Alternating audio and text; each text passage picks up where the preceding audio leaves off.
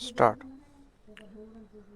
वादी क्रमांक 1 व 2 यांनी प्रस्तुतचा दावा प्रतिवादी क्रमांक 1 ते 3 यांचे विरुद्ध दावा मिळकतीचे वाटप होऊन दावा मिळकतीमधील त्यांचा 2/5 हिस्सा पृथक होऊन त्याचा कब्जा मिळण्यासाठी दाखल केला आहे.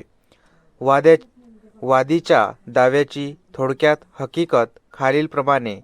मौजे चिखली, तालुका आष्टी, जिल्हा बीड येथील गट नंबर 147 मधील वादातील 36 गुंठे क्षेत्र व सर्व्हे नंबर 84 मधील वादातील 77.50 गुंठे क्षेत्र या प्रस्तुत दाव्यातील दावा मिळकती आहेत. वादी यांनी प्रस्तुतच्या दाव्यात पुढे असे कथन केले आहे की प्रतिवादी क्रमांक 1 हे वादी यांचे वडील, प्रतिवादी क्रमांक 2 ही वादी यांची आई व प्रतिवादी क्रमांक 3 हा वादी यांचा भाऊ आहे. दावा मिळकतीचे मूळ मालक दादा होते व सदरील मिळकत त्यांनी वाटपाने प्रतिवादी क्रमांक 1 यांना दिलेली आहे. त्याबाबत फेरफार क्रमांक 822 मंजूर आहे. सदरील वाटप हे सन 1988 मध्ये झाले आहे. दावा मिळकत ही वादी व प्रतिवादी यांची वडिलोपार्जित व एकत्र हिंदू कुटुंबाच्या मिळकत असून त्याचे वादी व प्रतिवादी यांच्यामध्ये वाटप झाले नसून सदरील मिळकत ते एकत्रात उपभोग घेत आहेत. दावा मिळकतीमध्ये वादी यांचा कायदेशीर हिस्सा आहे. दावा मिळकतीचा जुना सर्व्हे नंबर 34-1, 34-6, 34-7, 44-9 असे होते व सन 1992-93 मध्ये एकत्रीकरणानंतर त्याचे गट नंबर 147 व 84 मध्ये रूपांतर झाले. प्रतिवादी क्रमांक 3 यास 5 ते 6 वर्षापासून दारूचे व्यसन व बाहेर खायची सवय लागल्यामुळे तो प्रतिवादी क्रमांक 1 यांच्यावर दडपण आणून त्यांना आत्महत्या करण्याची धमकी देऊन प्रतिवादी क्रमांक 1 यांच्या नावावरील काही मिळकती या बेभाव विक्री केल्या आहेत. प्रतिवादी क्रमांक 3 हा प्रतिवादी क्रमांक 1 यांचा एकुलता एक मुलगा असल्यामुळे प्रतिवादी क्रमांक 1 यांनी सदरील मिळकती विक्री केल्या. प्रतिवादी क्रमांक 1 यांचे भोळसर व शांत स्वभावाचा प्रतिवादी क्रमांक 3 यांनी फायदा घेतला आहे. प्रतिवादी क्रमांक 3 यांनी त्यांच्या व्यसनासाठी दावा मिळकत गट क्रमांक 147 मध्ये 30 गुंठे क्षेत्र विक्री करण्याच्या तयारी चालू केली आहे. त्यामुळे वादी यांनी प्रतिवादी क्रमांक 1 व 3 यांना दावा मिळकत विक्री करू नये असे सांगून दावा मिळकतीचे वाटप होऊन मिळण्याची मागणी त्यांच्याकडे केली असता त्यास प्रतिवादी क्रमांक 1 व 3 यांनी नकार दिला.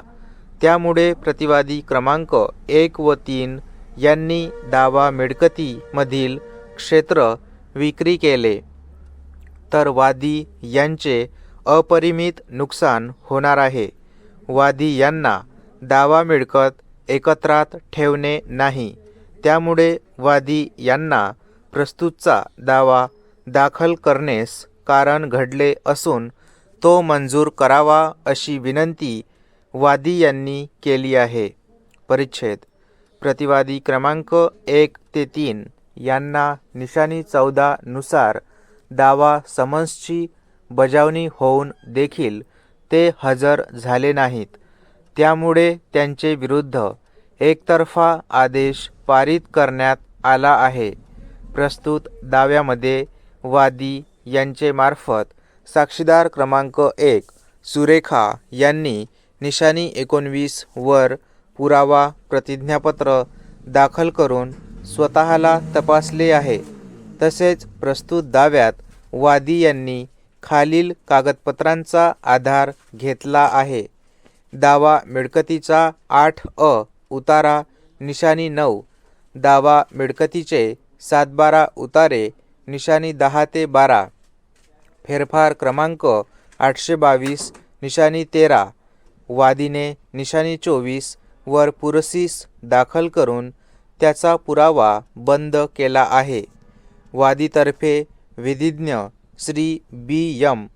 झांबरे यांचा युक्तिवाद ऐकला.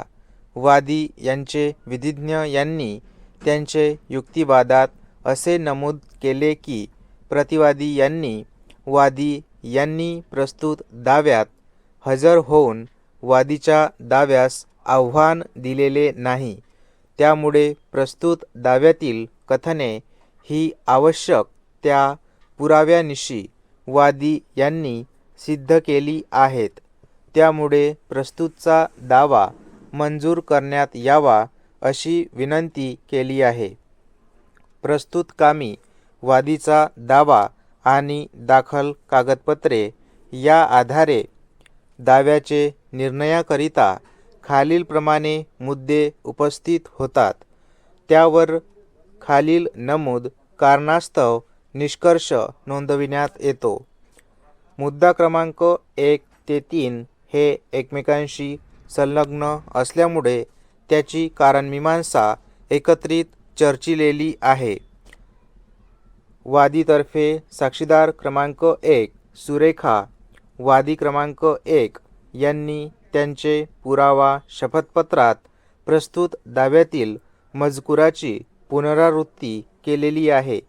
त्यांनी त्यांच्या पुरावा प्रतिज्ञापत्रात असे कथन केले आहे की प्रतिवादी क्रमांक 1 हे त्यांचे व वादी क्रमांक 2 चे वडील, प्रतिवादी क्रमांक 2 ही त्यांची व वादी क्रमांक 2 यांची आई व प्रतिवादी क्रमांक 3 हा त्यांचा व वादी क्रमांक 2 यांचा भाऊ आहे.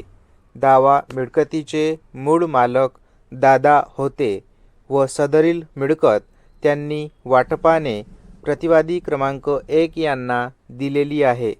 त्याबाबत फेरफार क्रमांक 822 मंजूर आहे. सदरील वाटप हे सन 1988 मध्ये झाले आहे.